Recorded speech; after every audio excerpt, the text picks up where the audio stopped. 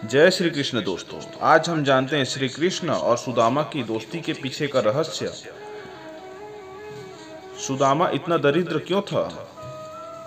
प्रचलित पौराणिक कथा के अनुसार सुदामा ने अपने मित्र श्री कृष्ण भगवान को श्रापित चने न देकर खुद ही सारे चने चबा लिए और अपने जीवन काल की मध्य अवधि तक गरीबी का दंश झेलते रहे।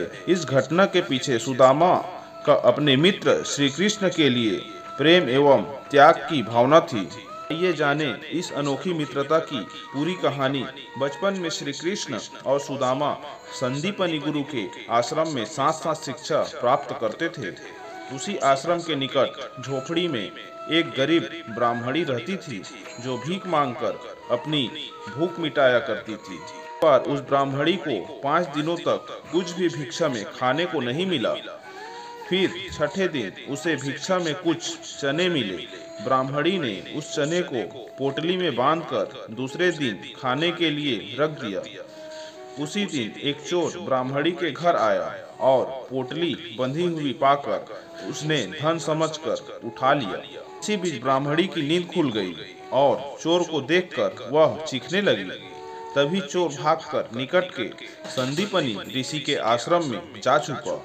आश्रम में किसी के घुसने का गुरु माता को आभास हो गया।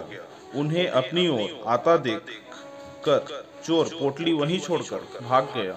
सुबह होने पर भूखी ब्राह्मणी अपनी भूख मिटाने के लिए पोटली ढूंढने लगी।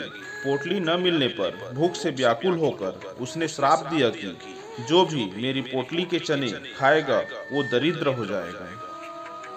उधर आश्रम में रोज की भांति कृष्ण और सुदामा लकड़ी लेने के लिए जंगल जाने की तैयारी कर रहे थे। उन्होंने पोटली सुदामा को देकर कहा कि तुम दोनों इसे आधा आधा बांटकर खा लेना। सुदामा ने श्रापित पोटली के चने अपने मित्र श्री कृष्ण को न देने का निर्णय किया। जब जंगल में कृष्ण ने सुदामा को पेड़ पर चढ़कर लकड़ी काटने को कहा, तभी सुदामा पोटली के चने चबा चबा कर खाने लगा और कृष्ण के पूछने पर कि ये आवाज कहाँ से आ रही है, सुदामा ने कहा कि ठंड के कारण मेरे दांत कटकटा रहे हैं। ये आवाज उसी की है। जिसके परिणाम स्वरूप शिक्षा समाप्त होने के बाद कृष्ण द्वारका के राजमहल में निवास करने लगे और सुदामा अति निर्धन ब्राह्मण बनकर अपनी पत्नी और बच्चों के साथ गरीबी का दंश कृष्ण से दोबारा न मिलने का झेलता रहे।